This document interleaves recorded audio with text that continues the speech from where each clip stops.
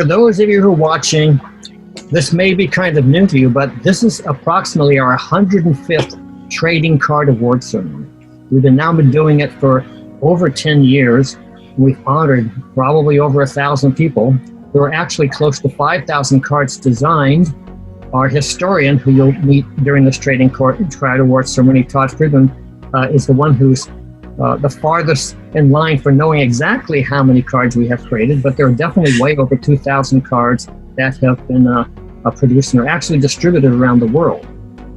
And the reason they're so popular, and the reason that I've been pushing them to try and make even more and more cards, is because the cards are capturing the spirit of one of the most phenomenal entertainment industries of all time.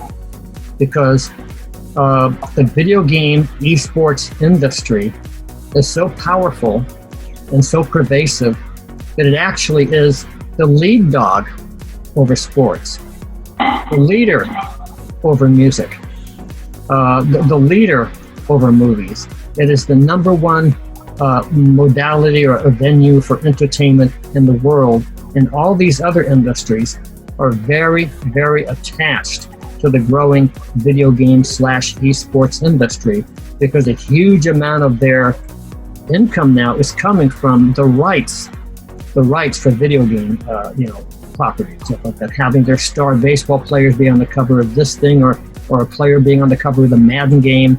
All these industries now are attached at the hip to the video game world, and the video game world is growing much, much faster than any of these sports realms, any of these movie dynasties, or any of these music realms. The video game industry is huge. And what does the trading card set that we're creating attempt to do? Well, it attempts to document that incredible phenomena from the ground up. That means from the grassroots level up. In other words, you usually think of the video game industry as being the famous 50 people on the top.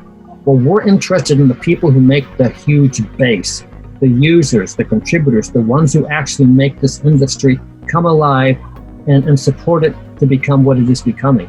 So the trading card sets, the video game trading card set, is attempting to document who those people were, what they did, what they contributed, and how this whole thing happened. Because it's very interesting to note that we are the first gamers. It was during our lifetime that the phenomena of cyberspace and electronic interactive gameplay came alive and became the worldwide phenomena that has become. We have left with us right now, we're going to present the Sean Van Buren.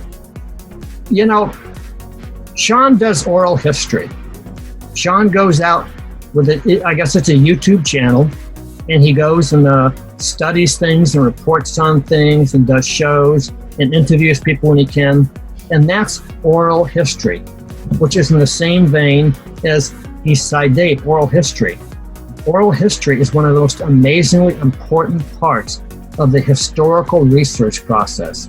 In the old days, the Library of Congress or some university would go and give a professor some cash to go and do some sort of research and stuff like that. It was a slow plodding process. And tons of stuff would be lost, because oral history is almost like the cavalry. It has the ability to turn on a dime and move fast and capture important stories before the people are dead. Oral history involves people telling their story, okay? Every time you interview someone, you're getting someone to tell their story that has an inside, behind-the-scenes perspective on some set of information or historical events that maybe no one else knows. And if that oral historian doesn't get to that person and have them tell their story, all that historical texture and tapestry is lost. So to me, historical oral history is one of the most important things. And that's why I love to put on trading cards people like Eastside Dave and Sean Van Buren, because even if you didn't realize it, you've taken, there you are in the background there. Even though you don't realize it, you have taken on the care of duty that in the past was almost solely the responsibility of like the Library of Congress or some big university history department that had a big budget. But what makes it so fascinating to me is that you're doing it on your own, at your own expense of money, time, and energy and love, because you have the passion to do it and you believe in it, and you want to preserve the historical origins of the video game culture and community. So on behalf of all this stuff I just yapped, Jack, I'm very honored, Sean, to present to you by post-production again your trading card and thanking you for all that you do. So Well, thank you so much, Walter. It's a true honor to even be talking to all you guys. Been following Billy forever. It's just it's truly amazing to me. Now I did my YouTube channel purely out of like my love for gaming, and the world is so full of negativity nowadays. I wanted to create a YouTube channel where it's family friendly. People can come to my channel. They don't have to worry about a bunch of F-bombs being dropped. It's just like, and I'm just a very positive guy. But when it comes to game reviews, I'm also a very brutal guy. If the game stinks, I'd be sure to let everyone know. And I've actually, some game developers actually get mad at me at times because they'll give me a review copy of a game, and I have to warn them that I'm very brutally honest. And they're okay with that, but sometimes they don't like what I have to say. So I'm a very brutally honest guy, and I love games, and I love to share my positivity in my game and all my knowledge with everyone in the world. So that's why I created my YouTube channel. Thank you very much, Sean. Thank you very much. I do want to just add to that yourself, Sean, as well as Dave, and then to a lot of other content creators. If it weren't for guys like you, at least for me, myself, I wouldn't have anything to watch because I don't watch TV. They play the same old stuff on TV. I don't care about it. News, I care less to watch the news. But I mean, as far as Google popping something up and saying, "Oh, this is PS5 is debuting next month," if it's not for guys like you, I wouldn't have anything to watch. So that I just want to say thank you.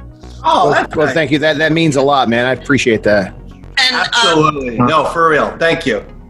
For my sake, Sean did a really amazing couple of videos under the Arcade Fire umbrella. So, we have an interview with Bill, we have an interview with Brian Koo, and then he also did this great video called Man Behind the Tie, which is kind of like just a story of like him coming to meet Bill and the difference between the persona and maybe the person. And it's an excellent video. So if you haven't checked it out, go watch it because it's lovely. Well, that was actually a lot of fun because I had no idea who Sean was. I hadn't heard of him. I didn't know he had a show. Yeah, you just told me he was coming, and I was like, oh, okay. Somebody said, "Oh, this guy's coming in hopes of doing an interview," and then I heard somebody say, "Oh, well, he thinks he's not going to come because he heard from some big time podcaster. You got no shot. Billy Mitchell doesn't do interviews with anybody. I've been trying for a long time. You're never going to get him." And I said, "Is that what that guy said?" And he said, "Yeah." I go, "He's right. I don't do interviews with anybody. But you tell Sean to come here. I'm doing an interview with him." I did it just to stick it to the other guy. So that's how me and Sean met. So it worked out good. Yeah. Me and Bill became good friends. And it's just the other guys I talk about, he's an okay guy. Yeah. I like to champion the little guy. So. Yeah, Sean and Eastside Dave might be the only two people you interview with. Those two guys. I'm very honored. Thank you. Yeah. Does one actually interview Billy Mitchell though? Yeah, he kind of. If you notice in my interview, he kind of. I think he's actually in my interview. If you watch it, I think he actually at one point takes the microphone. He does. and he says who's interviewing who here. I think I even asked him one time. It's pretty funny. I said during the interview, if you watch it, I said, "So what's your longest play session?" And he quoted, "So you haven't done your research." so he will put it to you. It's a tough interview, but it's a very fun interview. Well, thank you very much, Sean. Well, thank you, Walter. I appreciate for being a part of this. Thank you so much. And then next in my list is Mr. Van Buren. Yeah, you can find me anywhere on social media. It's Van Buren 20. I literally type that in. Facebook, Twitter, YouTube especially. That's where I do most of my stuff is on YouTube. I just mainly do gaming news and reviews and stuff like that, and interviews like Walter was saying. and you can find me on YouTube. And right now I'm working on something I haven't announced. I guess I'm going to announce it right here. I've been working on, I'm going to be going for a high score in versus Super Mario Brothers, the arcade version. It's a lot more difficult. Oh. It's a lot more difficult than the original Mario Brothers because it involves some levels from the original Mario Brothers 2, the Japanese version, which we know in the States as, the lost levels here. And it's an extremely difficult game to play to get to the end, and you can cash in your lives at the end. I'm having a blast with this, so I'm going to go for a high score in that. Excellent. Very cool. Very cool.